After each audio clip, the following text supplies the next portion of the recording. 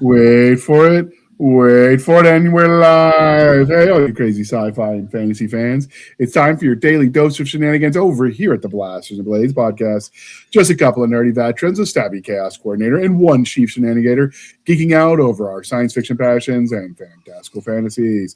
A place where magic is king, the sky is the limit, and space is the place. We are the podcast that puts fun in dysfunction. So without further ado, we are going to address the elephant in the room. Unfortunately, Stabby and Nick aren't going to be able to make it today. It is tax day, and apparently when you don't pay them, Uncle Sam comes looking for you. It's a whole thing. We can't say where they are, allegedly, where they might be. I don't know. I'm just saying they're not here, and we know nothing. We know nothing. And with that, we are going to let our guests introduce themselves. I know Bill doesn't get that reference because he's looking at the rest of us like, what the heck are you guys talking about? I will, for your information, I have seen a single episode of Hogan's Heroes, my good man. Don't mind me as I have a stroke like I'm about your guys' age, but... All right. You win that one, good sir. All right, Bill, you want to introduce yourself to our listeners and viewers at home? I am Bill. I am the writer of the Zorn Pulp over on Substack, where we have a lot of fun going out into space and doing fun adventure things that we don't see enough in mainstream media anymore. This is true. All right. And you like long walks on the beach, working out at the gym, making fun of old people. Anything else? Absolutely. No, I think that pretty much covers it. All right. Next, we have Miss Jana S. Brown, who sometimes cosplays as Jenna Ray. Oh, I sometimes cosplay as lots of different things. But yes, I am Jana S. Brown. I am the chief shenanigator. I have told people that it's kind of like, wrangling cats and den mother all squished into one. And I do... What is it I do? Oh, that's right. I write stuff. I write stuff under the pen name Jenna Ray. That's where all of my science fiction, fantasy, urban fantasy, and other things that go arg in the night end up at. And I'm happy to be here. All right. Next, we have Mr. Jesse James Fain, the outlaw author himself. Hey, everybody. I am Jesse James Fain. I go by the outlaw author because the branding writes itself. I write under that name. I also write under Tyrus Drake, depending on how much sex you like with your violence. And I write martial tales focused on vengeance, loss, and redemption. All right. And occasionally, about tattoos, guns, and weightlifting. Yeah. Pretty much. So, all right. Next, we have the War Mistress herself, Miss Melissa McShane of War Master fame. All right. I'm Melissa McShane. I write many different kinds of fantasy under a single name, and I write stories about extraordinary people doing extraordinary things. And I am here from India, where it is still dark and in the morning tomorrow. So I am glad to be here. So it's not tax day for you. It's the morning day after, where everyone is. Yes, it is. It is the day after tax day. But we have international taxes that we pay, so tax day comes at a different time for us. Okay. And I don't actually know what that day is. That's we what pay someone to do that for us. Mm-hmm. You have people for that. I have people for that. I have people for everything. And in addition to all of that Melissa said, she also has a pretty kicking Discord server where we've been going back and forth because some of us are doing a reread of the War Master series. Yeah, it's been great. Mm-hmm. It's been fun. And Aaron of Big Water Outdoors, who's now somewhat regular on our movie review sections, had me restart it so we could do book 4 together. Yeah, you better hurry because he's chomping at the bit to get to book 4. I am on chapter. Well, we're recording this in advance, obviously, but I'm on chapter 12 of book 3. So only another 20 chapters or so. I don't remember how many were in it. I don't remember. It's it's been a while, so that makes sense. I prefer the outdoor stuff in the dungeons to the city stuff, but so book 3 is a lot of my memory serves. It's a lot of stuff in that city. There's about a third of it is in the dungeon, and the rest of it is in the city. Well, the outdoors too, but we do get the spoiled little princess in book 3, though. Yes, it's Jana's favorite character. Jessamia. Mm-hmm. How do you? Okay, this is a little bit of a tangent, and then we'll jump in. How do you pick names? Because your names in this one are not your typical fantasy trope stuff, Okay. but they're also not Earth names as we would understand them. Okay, quickly. The main character name Adarin is the name that my daughter and I use when we play point and click adventure names. You know, they want to know what's your name, and we always use the name Adarin. And so I thought that would be fun. Well, it's a Welsh name. And so I'm like, okay, I normally will choose names that fit the culture of whatever name I picked for my hero or heroine. And this time I couldn't do that. So I took a lot of ordinary names and altered them just a little bit so they don't quite sound like Earth names, except for my isekai hero, and who is Owen. So that's how I picked the names. Is that how you got your narrator Talon? Also, to No, that's just her name. Her name is Talon. Her parents knew what kind of book she'd be narrating with you, and they were like, "Let's do this." Must. Yeah. Yep. She's great. Yeah. All right. Well, before we get too deep, because this is a panel discussion, we're going to just dive right in, and we're going to do the one. Matt. Did I not? JR. I you know what? I blame Canada for this. And Matt, would you like to introduce yourself? I blame Canada for everything. That's fine. Hey, my name is Matt Lucas. I write under the name Matthew C. Lucas to distinguish myself from all the other Matt Lucases in the world. I'm born and raised in Tampa.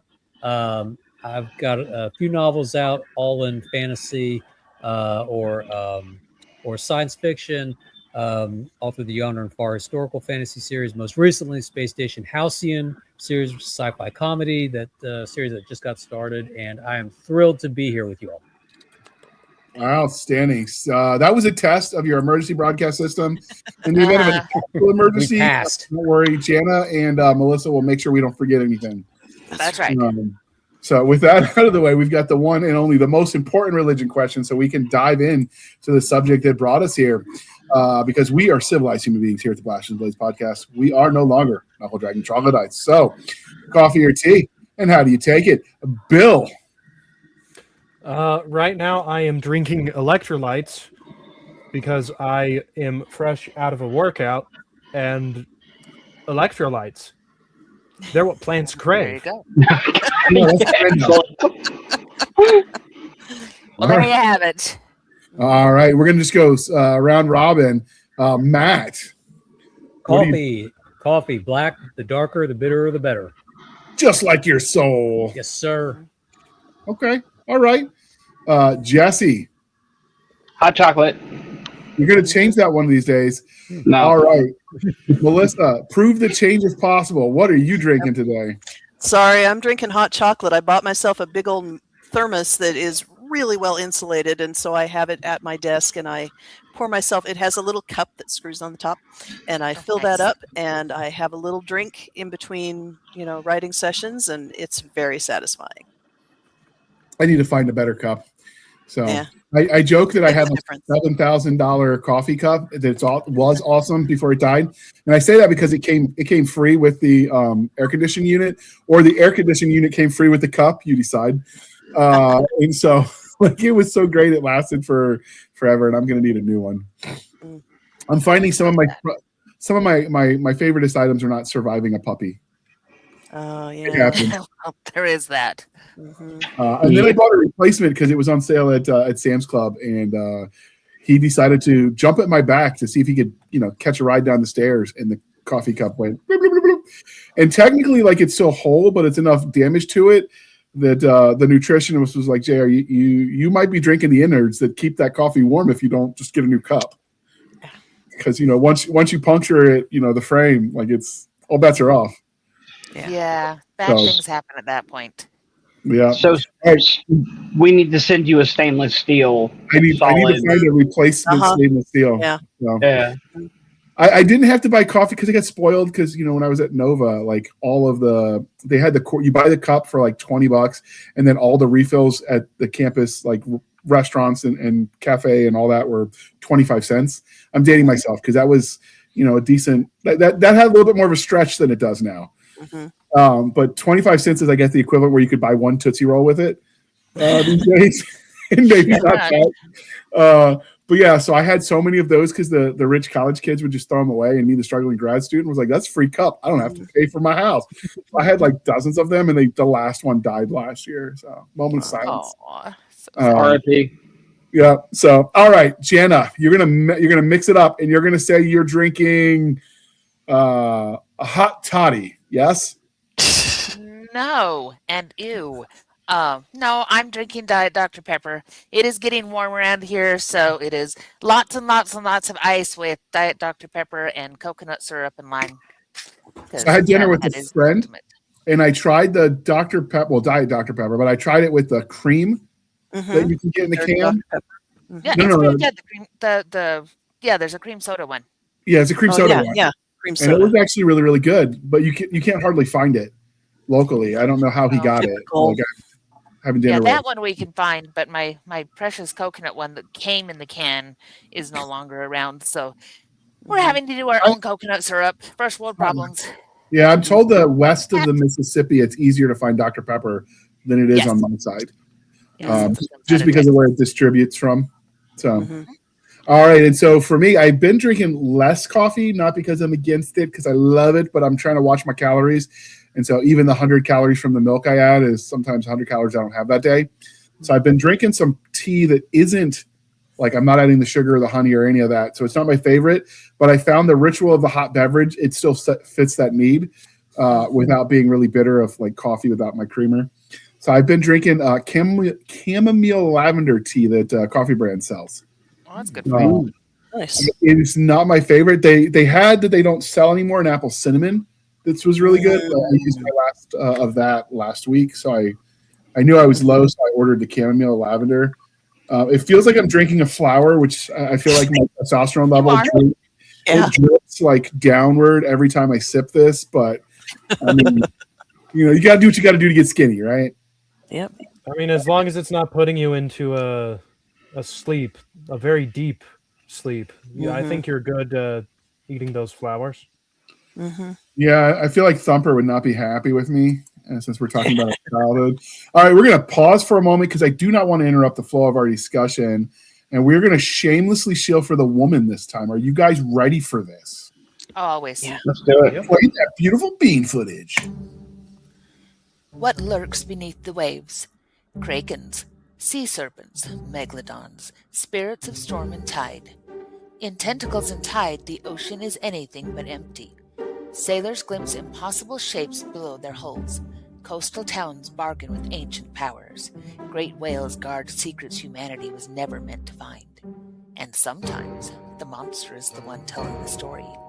These speculative tales explore the creatures of the deep as heroes, villains, and guardians, and forces of nature where survival, awe, and terror swim side by side. The sea is vast, the sea is powerful, and something beneath the surface is always watching. All right, thank you for sticking through that commercial interlude. You might recognize that voiceover. We had to hire a really famous actress to do that voiceover. Yeah, it was really expensive, but we thought the final product was worth it. So, all right, so let's just nip this in the bud. And so we've had lots of requests, dear listener, from you guys. One of them was, who the spiritual successor of Tolkien is, and I'm just not sure we're ready for that nerd fight yet. And I think we need the right panel for that, because otherwise, like, there's going to be death threats and brawls in the streets and maybe global chaos and disorder. But we will revisit that at some point in season 6, I promise you. So it will be on this calendar year. Just we got to do some prep for that. Figure out who the right guests would be. But the other one was you guys wanted us to cover the trauma that we pass on, because it's been a running joke since season 5. So that's today's topic: the intergenerational trauma, or the fiction that we pass on to our youngins. So with that out of the way, what was, and we're just gonna let everyone go kind of round robin.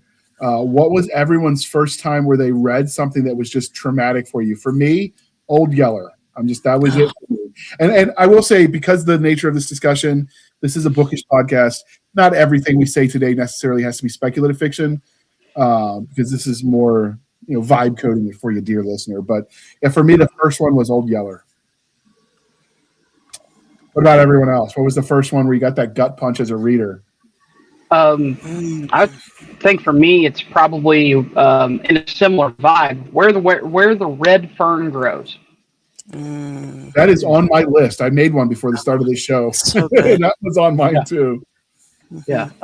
I have a lot to say about the choices for like reading curriculum in schools. But I can say that I firmly believe that that was one of those good choices.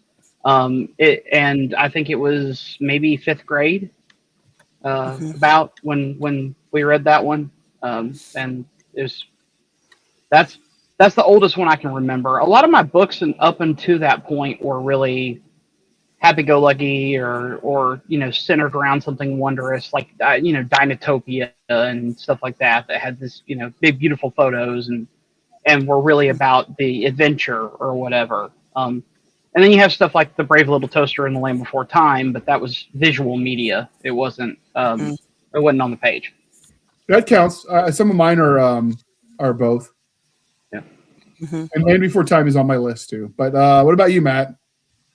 So for me, probably my folks turned me on to the King Arthur stories real early, like basically as soon as I can read.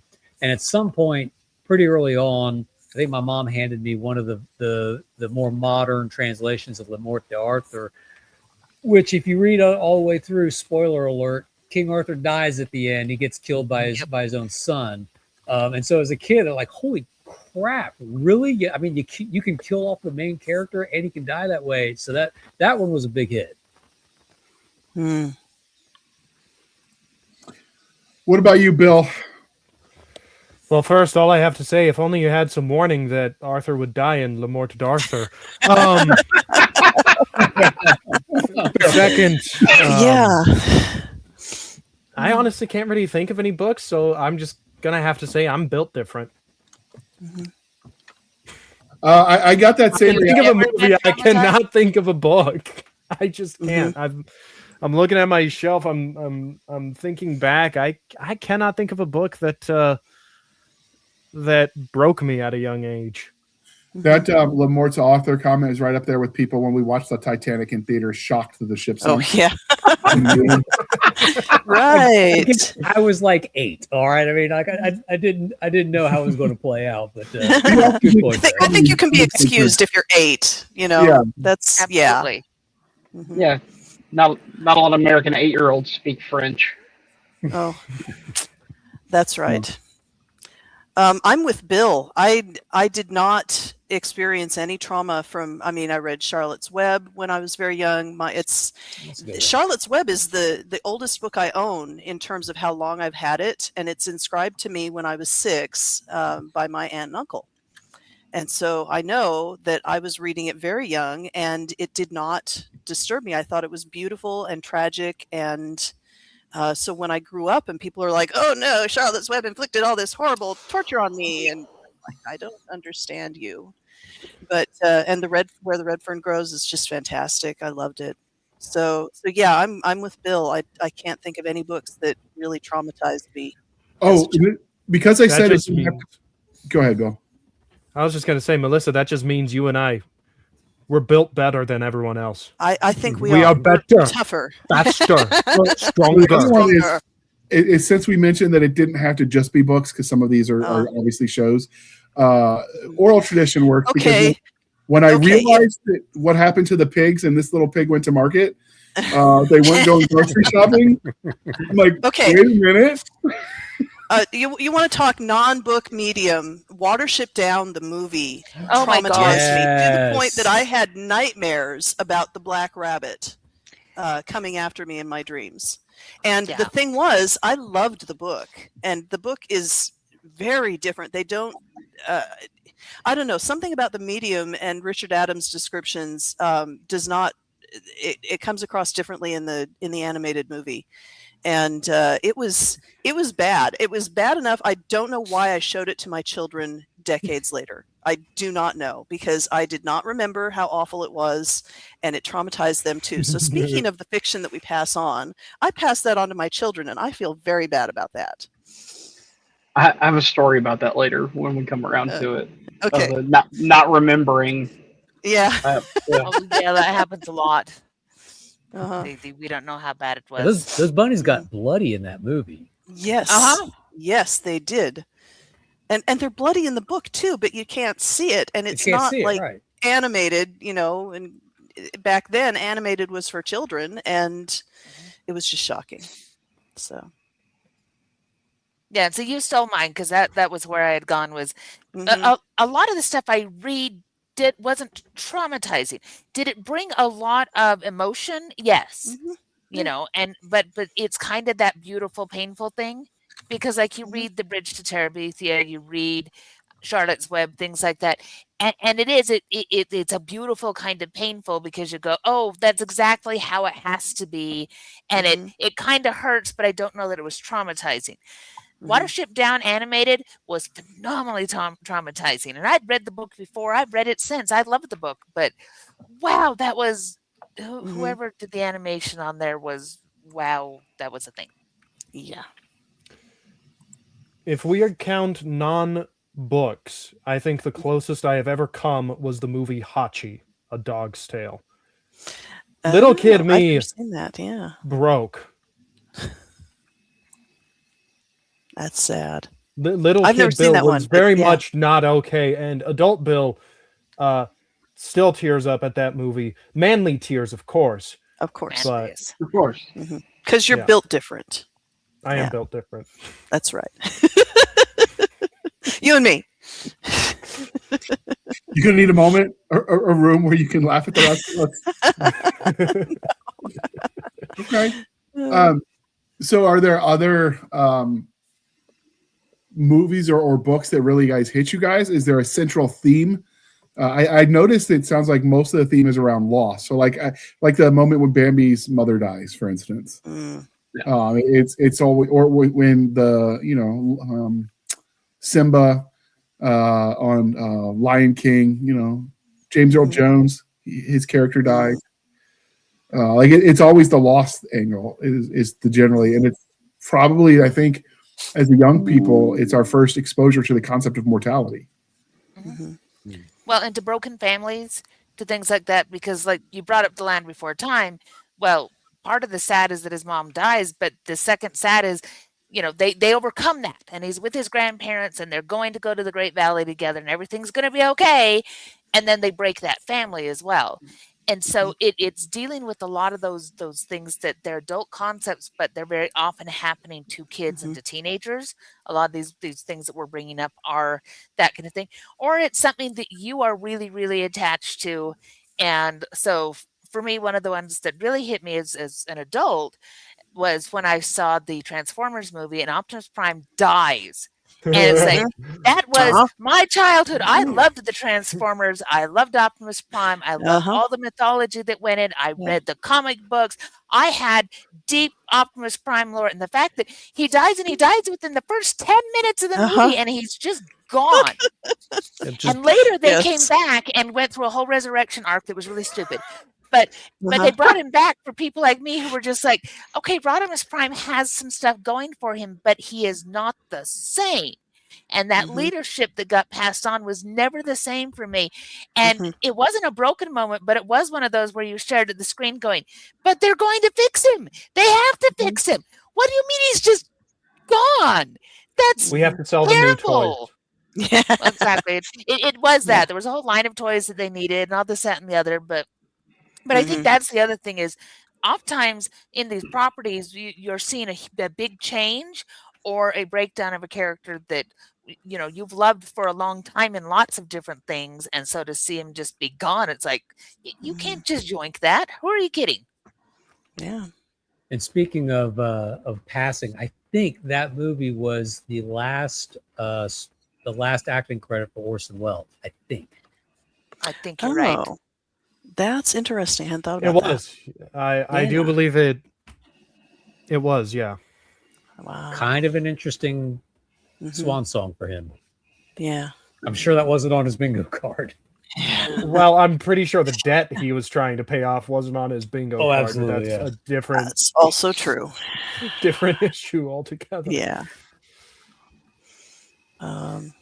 So that's a different thing. But and so I guess that's the thing is that so when we're talking about the trauma we pass on, why are there these ones that they hit us so hard that we immediately go, I have to show this to somebody else?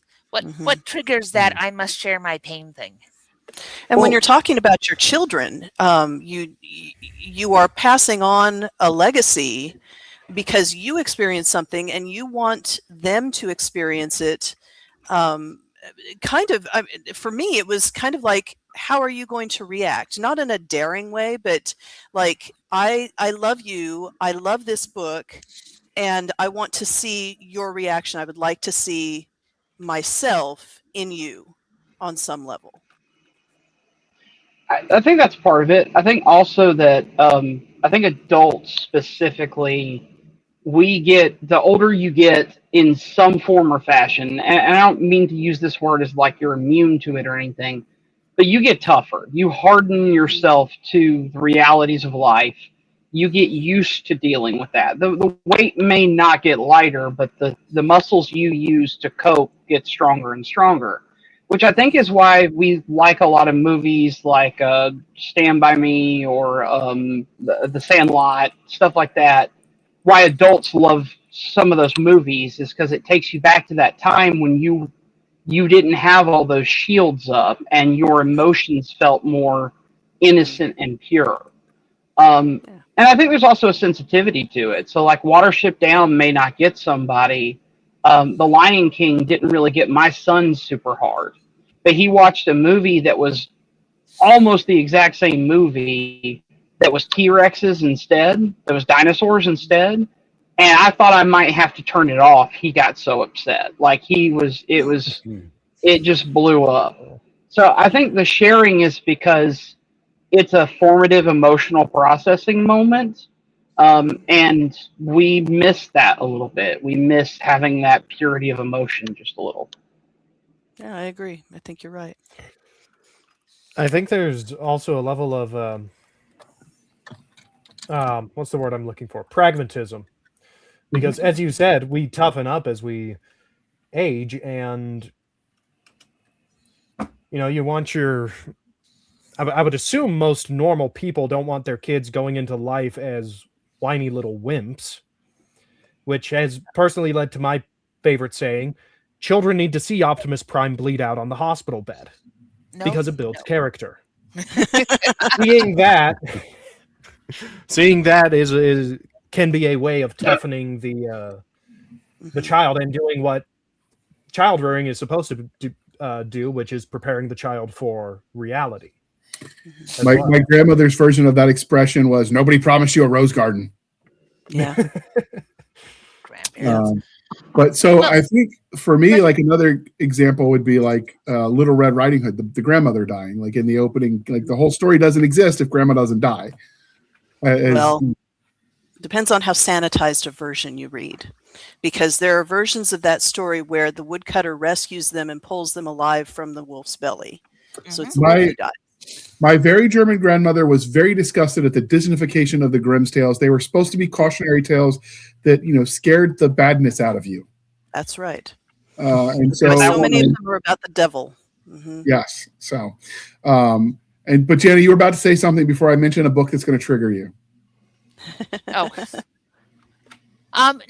the other thing that I was thinking about is that some of why we share it, though, is because there's often reasons behind the things that are also traumatic. So we talk about Optimus Prime bleeding out, but the reason he dies in the story itself is all about self-sacrifice. It's all about a sacrifice in order to save the people that he cares about. And that, if Rodimus hadn't screwed up, at that point, not even Rodimus yet, Hot Rod, hadn't screwed up, it wouldn't have been necessary. But he still took the hit because he was protecting somebody else. So also, a lot of these things that we do find traumatizing, there's also a sense of values to them.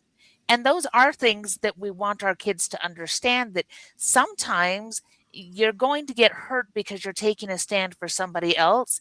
And there's also something noble in that. And so while, yes, it can be traumatizing, there's also that, we talk about Old Yeller.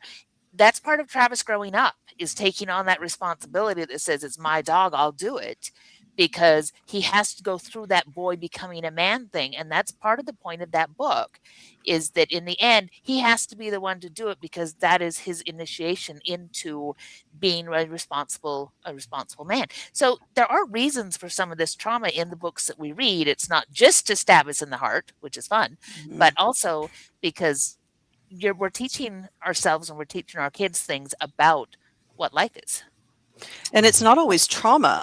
I showed my kids the final battle in Aliens with Ripley versus the alien queen. And I did it to show them that monsters can be killed. And I thought that was an important lesson for them to learn. And that scene is powerful for showing this is how we overcome our weaknesses. This is how we fight the monsters. And that was, it worked for them. I mean, they tease me now about, why did you show us this? We were 6. And, they were older than that, but they remembered that, and they took that with them. And I think that that's valuable. Children need stories of dragons to know that the dragons can be slain. Right.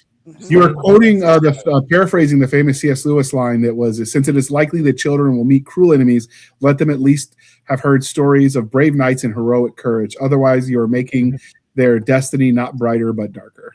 Right. And I'm sure that sentiment predates him as well, but he said it so eloquently. Yeah. But it's also, which we kind of hinted at but didn't really say, but some of what we're passing on, it isn't just because, we want to traumatize them as we don't want them to suffer as we suffered, although there's some of that. That's why hazing continues to exist, right? I dealt with it, and you will too, dang it. But it's also, there's culture in some of what we're passing on, right? They're the iconic pieces, like, Charlotte's Web is an iconic piece of Americana, right? Like, not everything we mention necessarily will be, but there's a bit of that passing on what it means to be, what your culture is. And that might differ if you're in other places than America, because, we're all Americans by way of, birth, although Melissa has transplanted herself overseas. Yeah, bringing a little of American culture to India. That's me. So if you have different answers and you're not from America, we'd love to hear you in the comments. If you are from America, but you still have different answers, we'd also love to hear from you, because like I said, I wonder how much of this is going to be generational as well. And I can't speak to that because, I, as someone who reads a lot, I passed on what I read to my kids because I still had those books. I didn't get rid of them. And I don't know that every family has that reverence for the written word. That would be, some of it I'm sure is lost generationally. Yeah. I think so. And I think a large part of what's lost as the generations go on is what, really I would argue the failings of the previous generation, or maybe just the influences that the younger generation is getting. I lent my niece my copy of, it's all the way over there. I'm not getting up to go grab it. My copy of The 39 Clues, Book 1, because I thought, hey, she could give this a try. She's going on about how she doesn't like reading. A month later, she had not read the book. And I just decided, okay, I'm taking my copy back because your grandmother already ordered her own personal copy. You could read that if you ever decide to read. And I will say that was kind of interesting to see, because reading has always been a big thing in my family. I grew up reading. My sister grew up reading. My brother grew up reading. Our mom is still a very avid reader. So it was weird on the generational difference, but also, again, going back to wanting to share something that was meaningful to the previous generation, wanting to share that culture. I think out of all of us, I was probably the only one who grew up with the 39 Clues. It was huge. Yeah. And it is something of an addiction. So if you find yourself in the bookstore and you're trying to justify your expense at Barnes & Nobles or Books A Million or what have you, just remind yourself, it could have been drugs. It could have been drugs. And you'll feel better.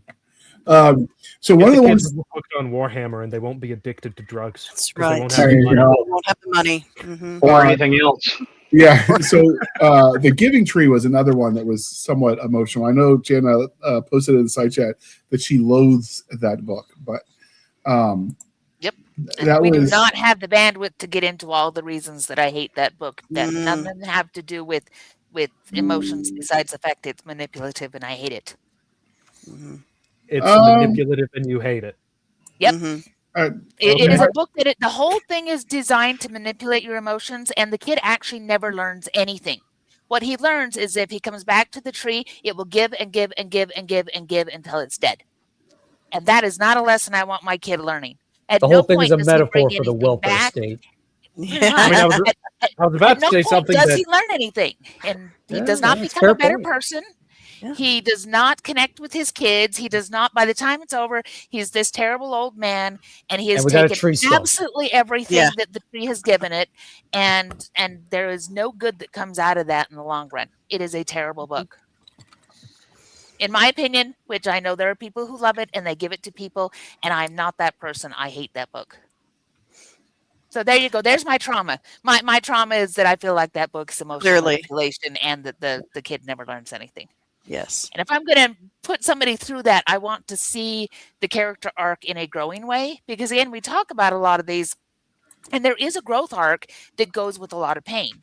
And in life, hopefully, there is a growth arc that goes with pain. There are things that you come out of it better, or at least maybe a little bit wiser for everything that you have to get through. So when I put the Giving Tree, I was thinking that was The Light in the Attic, which is the one that was really, really sad by him. That's different. About his dead daughter. And I discovered that when I went down a rabbit hole because I found out Shel Silverstein also wrote music, and he wrote the iconic song "A Boy Named Sue." Yes, he did. Yeah. Okay. Ready? Yeah, I did See, not I know like that. him. I just don't like that particular book. and he's a veteran. He's a combat veteran. So I was mixing it up when you said you didn't like it. I'm like, wait, that's the one about his dead daughter. And then I Googled it. I'm like, oh, I mixed them up. Yeah. That's okay. So, But I forgive you. another one that was emotional, and it's been many years since I've looked at it, but The Velveteen Rabbit by Marjorie Williams. I loved that one. Loved it. It's beautiful. And you know, the pain that you get, you go through the pain at the end. At the end, there's the redemption, not really redemption because the rabbit hasn't done anything wrong, but the reward for having been loved is even greater love. And I find that really beautiful. So I read that one a lot when I was little and passed it on to my kids. Well, and the thing is about picture books is that they'll get re-released with new illustrations, and I spent a lot of time looking for the exact version that I read and not being able to find it because I couldn't remember, because I'd read it so long ago that I didn't know how to look it up. I didn't know the name of the illustrator. And so the Velveteen Rabbit that we have is inferior to me because I have associated so strongly those illustrations with those words.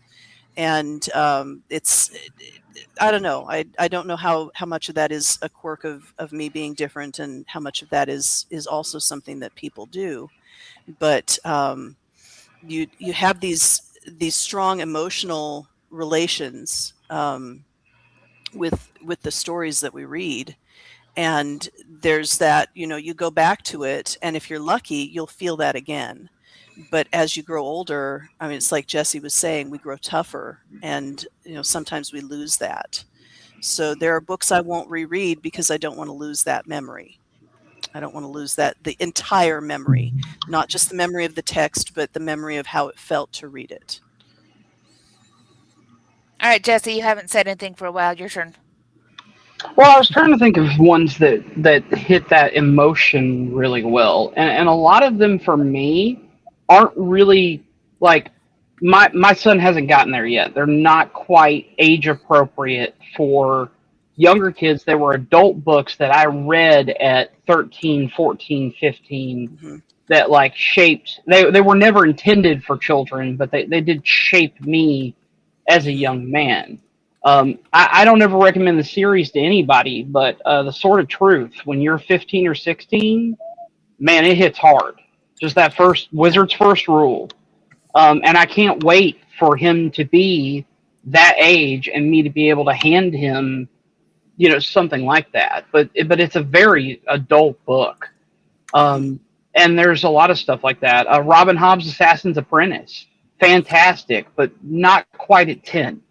You know, give him another 2 years, I'm going to hand that over. Yeah. Go ahead. Sorry. The David Eddings series, just like one Bulgariad. more year.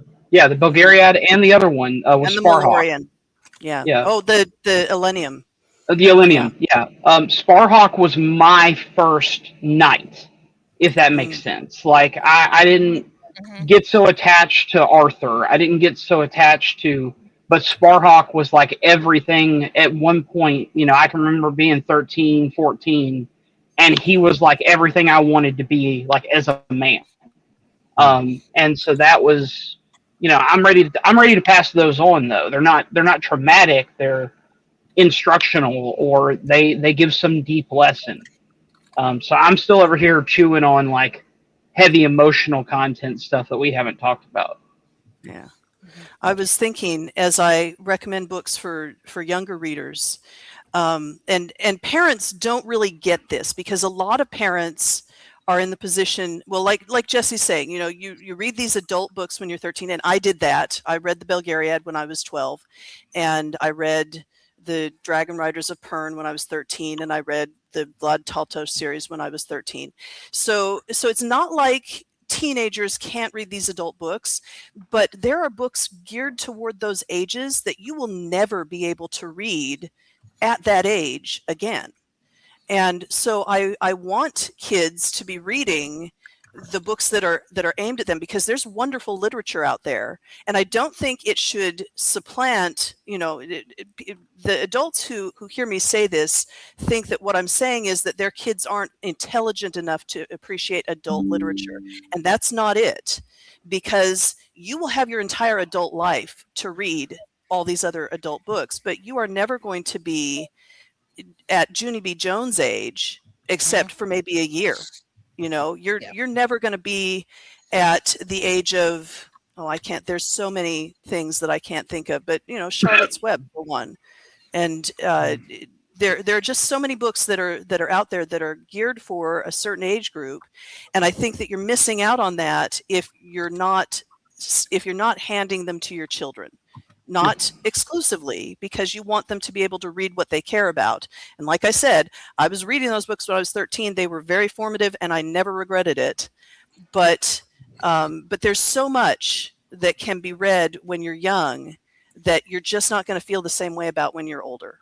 And I feel that way because the literature that's coming out for middle grade, and we've talked about this on previous podcasts, but the middle grade and young adult literature that's coming out now is in some ways superior to what it was when, you know, decades ago when I was a young reader.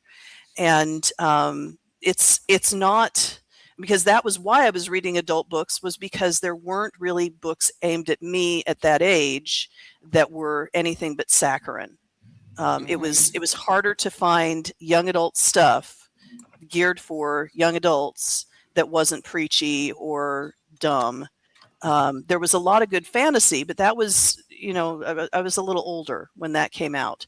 And so I think there's something really important about that. JR is saying Brandon Mole. We're not going to get into Brandon Mole right now.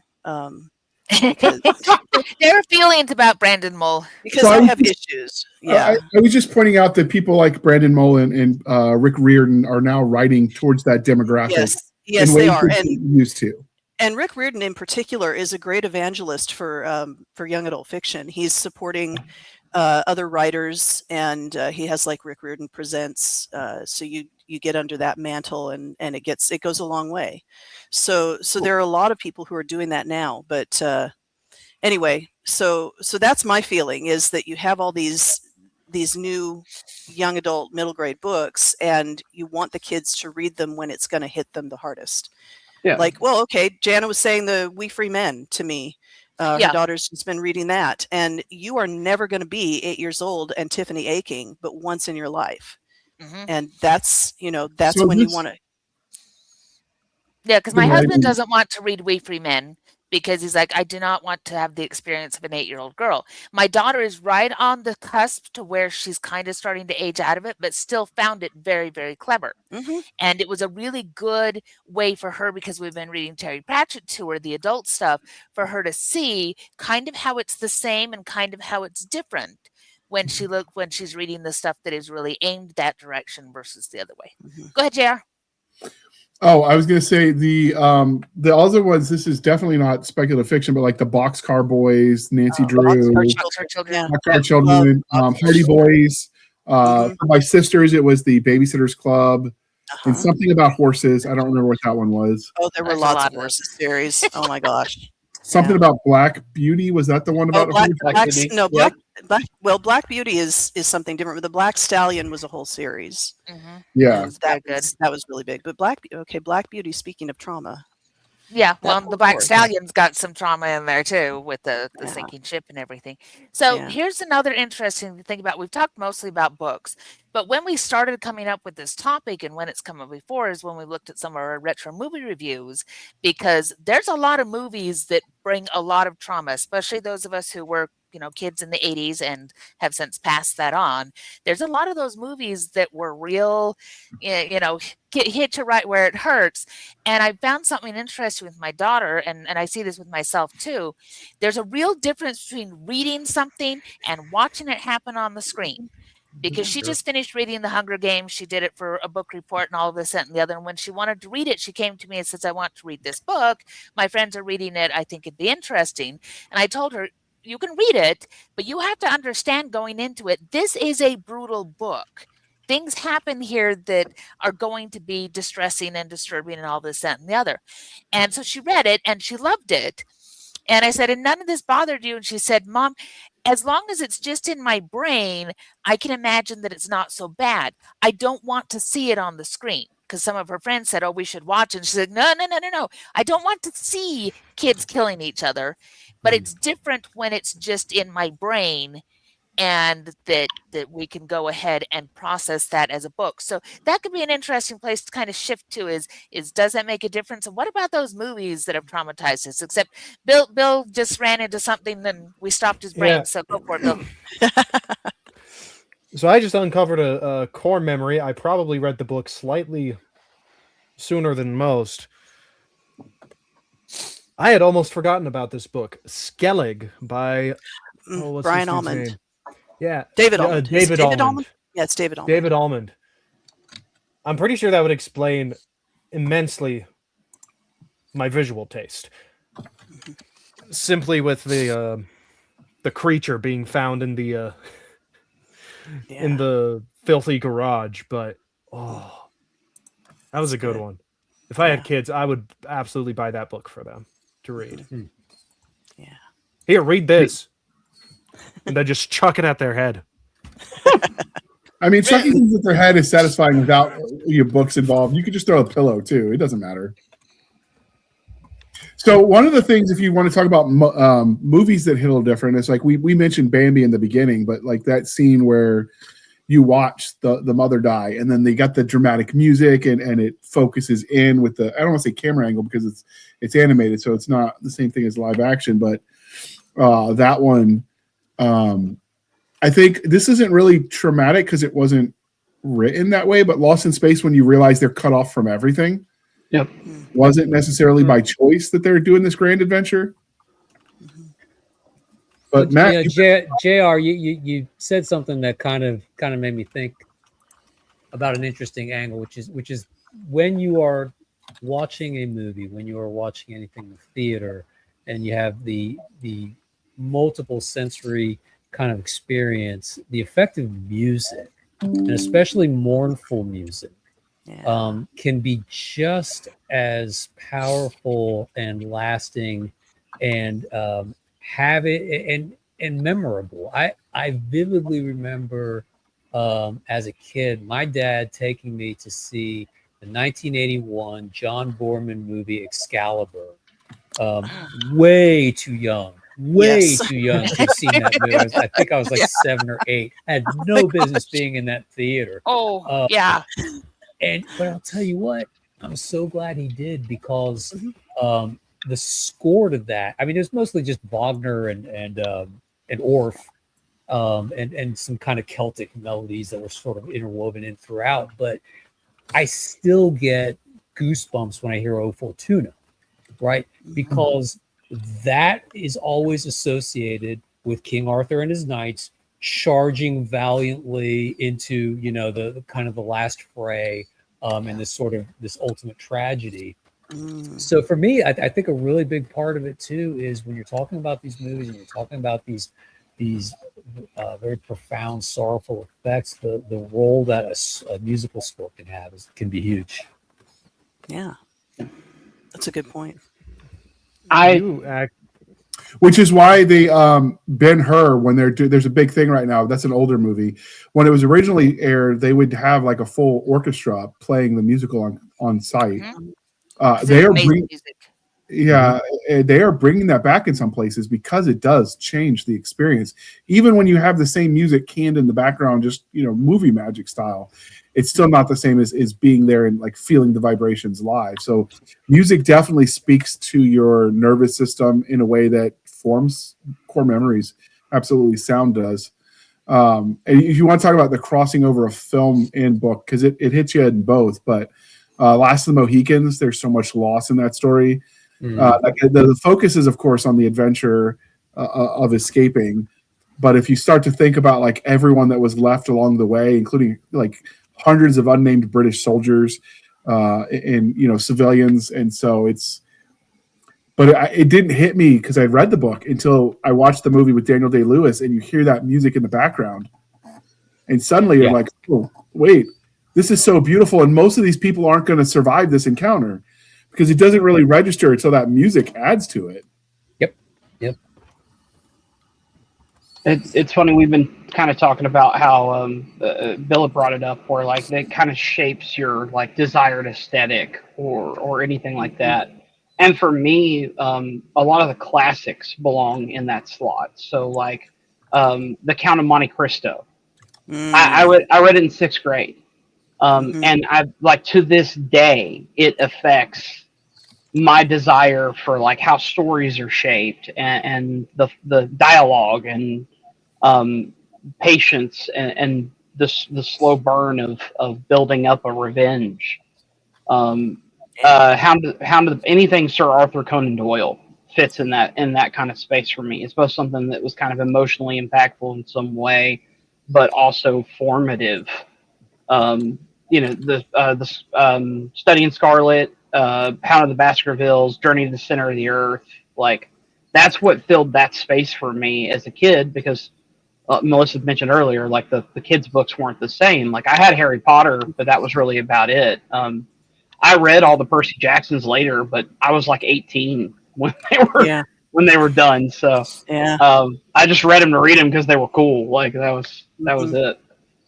Yeah, and it's a different experience when you're an adult. Yeah. It's just not the same.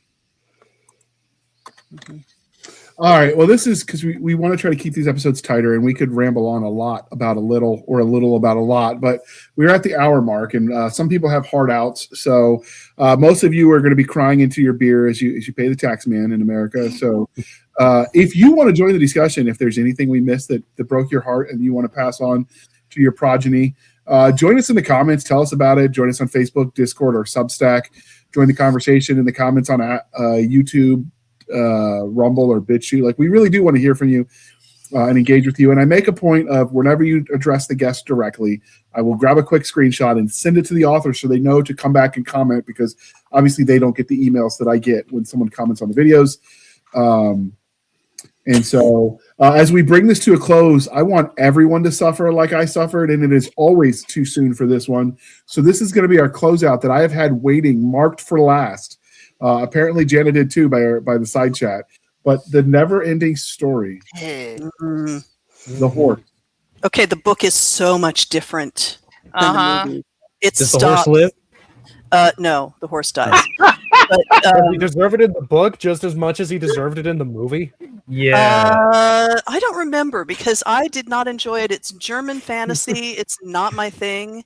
But the book, like the movie, stops at the halfway point of the book, and then the And Oh. the gimmick is that every chapter starts with a different letter of the alphabet, and including X, and that was interesting. But you go through the alphabet down to Z, and that's the center point of the book.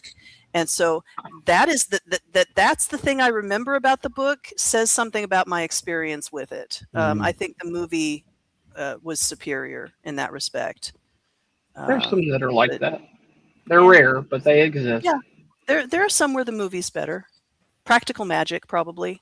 But, that was... Name of the Rose. We Were Soldiers. No, don't talk about The Name of the Rose. That's one of my favorite books, and I love it. I thought the movie was a little tighter.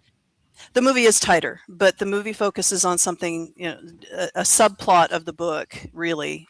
Unless you read it as a mystery, in which case it's the main plot, and then the movie is perfect. It has Sean Connery, so, had to be. A lot to be said there. Mm-hmm. Sean Connery makes almost everything better. Yeah. Okay. But yeah, I'd agree. The movie of The Name of the Rose is a lot tighter. So. I don't think I'm familiar with that one. That was when I solid. bounced. Go ahead. Go ahead. I was just going to say I bounced off the book. So the first time. Sorry, we're talking over each other. Stop it. It's my fault. Yeah, it's my fault. Yeah. Okay, so if you want to join the discussion, we would love to have you. Sidle up to the bar and join our chats. Tell us what we got wrong, what we got right. Tell us anything we, traumatized you that you want to pass on to your youngins. And with that, this is the part of the interview, dear listener, where I remind you to please be kind and speak your mind on the reviewing platforms. Your reviews help the right readers find the right books. And so with that, apparently Jesse is threw one last comment in there before we let everyone give their socials about another property we missed. Oh, I associate them with the same time in life because these are all movies that came out that my parents were really attached to that I had just missed. So they were still recent in my parents' memory, but I'm 1990, so I just barely missed these. So Neverending Stories 1, we watched that a ton, but Legend as well. With the whole the Tim Curry, and he was when you're small, he was villainous. My parents were looking at him and were like, "Yeah, I know that guy, and he's really cool." But as a child, it doesn't hit the same. Yeah. Yeah. Okay. All right. And since you were talking just a second ago, we're going to go some round robin with this one. But Jesse, where might we find you on the wild, wild interwebs? You can find me at outlawauthor.com. That's going to take you to X. That's going to take you to Instagram. That's going to take you to Substack. Substack is my kind of biggest home as far as you'll get the most content, or if that's what you're interested in. If you like the way I rant or anything on here, you're probably going to like the way I rant there. And you can always add me on Facebook if you would like. That is my personal Facebook page. It's lots of foul language, guns, and tattoos. If you don't like any of those things, I don't recommend showing up. But you can also get updates for writing and stuff there too. All right. And what about you, Matt? Where might we stalk you? Follow you on the wild, wild interwebs. Stalk me all you want. I'm on www.matthewclucas.com, 2 T's. Also on Facebook, and all my stuff is on Amazon. I will say be careful if you stalk him. Rumor has it he lives in Florida. His house is surrounded by a moat that has alligators in it. Lots and lots of them. Okay. But he named them. One of them is Herbert. Apparently Herbert's nice to him. So George. Don't threaten me with a good time. So speaking of King Arthur, since you mentioned it, there's also the iconic alligator floating around with a cleaver in its head. And rumor has it, if you can pull the knife from the alligator, you are the undisputed king of Florida. The king of Florida, yes. Uh-huh. At some point in time, I do expect to hear King Matt come back into the chat and tell us how he won. There can be only one. Until that day, Bill, would you like to tell people where we can find you on the Wild Wild Interwebs? Yeah, I am Wilder396 everywhere. That is Wilder spelled with a Y. You can also just find me by looking up my name, Makushtin. It's Everyone can easy. spell that, which is why I put it in the show notes. I'm surprised you didn't say it. You go full in on the The Gushkin. aggression. Yeah. I was not trying to trigger the dog. Loud, no loud sudden noises. Understandable. All And right. then, like I said earlier, I write the Zorn Pulp over on Substack. You can find that at zorn.substack.com. That is Zulu, Omega, Romeo, November, Echo.substack.com. We have a good time there, and I am always working on trying to improve the stories as I work on them. And at the time of this recording, a new one just came out. So by the time this comes out, that story's probably a month old. And maybe, just maybe, I may have beaten myself into a proper functioning schedule so that things are actually coming out at a reasonable time. So there may be another one coming out soon, may not. I don't know. I'm not future me. That's a problem for future you, and that is not today. Yeah. All right, next we have the War Mistress herself of War Master fame, who also writes War Hamsters. War Hamster. Yeah, I have written a War Hamster. Mhm. I have too. Yes, Jesse's was fun. Strangely, that is one of our better selling anthologies in that line. Well, it's compelling. Next- Everybody wants to know about the War Hamsters. Next, we're going to do the Necromancer Hamster, and if you can say that 3 times fast, McDonald's will give you a Big Mac. All right. So how can we find you on the Wild Wild Interwebs, Melissa? Okay, so my website is melissamcshane.com. You can also find my storefront at nightharborpress.com, where if you order physical books, you can get them out of Jana's basement, and she would thank you. She'll send you a special note saying thank you, thank you, thank you. And I do have a Discord server, and that's been a lot of fun lately. We're trying to get that moving. And I'm not really on Facebook anymore because my account has been overwhelmed by spam bots, and I don't know how to deal with that. So that's pretty sad. But there you go. And all my books are on Amazon. You can find me as an author on Amazon and elsewhere. My books, except for War Master, are all wide, so you can find them at Barnes & Noble and Kobo and Apple and many other places. So with spam, if you slice it really thin and you cook it like bacon, you can then dice it up and serve it with scrambled eggs. Delicious. Fried I rice. have to remember that. Ooh, fried rice. I think we can get spam here. Bacon is hard to come by, but yeah. Okay. I imagine so. I have not tried it with fried rice, JC. We're going to get together off post and you're going to give me that recipe idea. Speaking of, Jana, where might we follow you on the Wild Wild Interwebs? In my head, when I think food and cooking, my mind instantly goes to Jana and Melissa. So that has that connects. Okay, it's the Foodcast. We accept that. You can find me over at Linktree, linktr.ee/Opal Kingdom Press. That will link to all of the various things. I have a inconsistent Substack these days. I've got Facebook pages. I've got Amazon pages. I have all the things, and they're all over there. If you're a writer and you're looking for open calls, you can go to Opal Kingdom Press/open calls, and I generally have something that I'm looking for anthologies. So come find me. I am the loser at Internet Hide and Go Seek, and I think that's everything. That's where you can find me. I mentioned that in the pre-show that I sent 2 chapters of our reboot stuff to Jana for her to gamify, because that's her role in this endeavor, and to give me sane advice, because apparently sometimes my ladies sound a lot too much like the dudes, and she's like, no, that's not what a girl would say. But as part of that, I wrote a scene where there was food involved, and I warned her. I said I did have food, but I didn't go full Melissa. So you did say that. The way we described food was I didn't go full Melissa. Sorry. I am not sorry about my food descriptions. They make I have said, I don't care much for trigger warnings because I think the title and the description and the cover generally tell you what to expect. But I would like a trigger warning for people that write good food scenes because, if you're dieting, beware should be like a warning. Well, you think you have problems. I make myself hungry for food I can't get here. Ooh, and then I'm really struggling. It is nasty. Baked potatoes with chili and cheese and sour cream. They do not have giant Idaho bakers here. And there is no sour cream except at the one Mexican restaurant, and I don't know where they get it. See, now I'm thinking I need to do another chili night. I haven't done one of those this year. So if I'm you want to thinking help, we've got a business. I'm thinking we know what to do now to fund all the writing. Yeah. We'll just start importing potatoes into Uh-huh. India.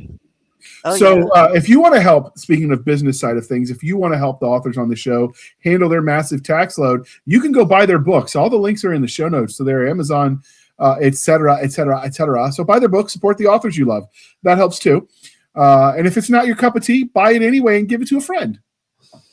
And with that, you can follow us, dear listener, on our Linktree, linktr.ee, Linktree/Blasters and Blades Podcast. Again, Linktree/Blasters and Blades Podcast, where we link to all the things, the BitChute, the Rumble, the YouTube, the TikTok, the Twitter. We've got our Spotify, our Discord, our Substack, our Blasters and Blades Facebook group and Facebook page. You can email us at blastersandbladespodcast@gmail.com. Again, blastersandbladespodcast@gmail.com for professional purposes only, people. Save the shenanigans from Stabby Stab over there on the Instagram, the Twitter, and the email. You can support the show by going to buymeacoffee.com/author J.R. Handley. Again, buymeacoffee.com/author J.R. Handley. These episodes are not free to produce, so every penny helps. And be sure to put in the comment section that it is for the podcast, and I promise I will keep my co-hosts duly caffeinated. They will drink that coffee brand coffee, tea, and hot chocolate until they get high on their own supply. If you want some of that coffee brand coffee, the link is in the show notes. The discount code is Podcast Grunts. You get 10% off. We get a little bit of a kickback. It's a win-win, people. And with that, I would like to thank you for spending some of your precious time with us. For my crazy co-host, Jana, I am J.R. Handley, and this was the Blasters and Blades Podcast. We'll be back next week at the same time, where we'll indulge our love of nerd culture, cheesy jokes, and all things that go boom. And with that, thank you everyone for coming on, and I'm going to hit the end button before I stick my foot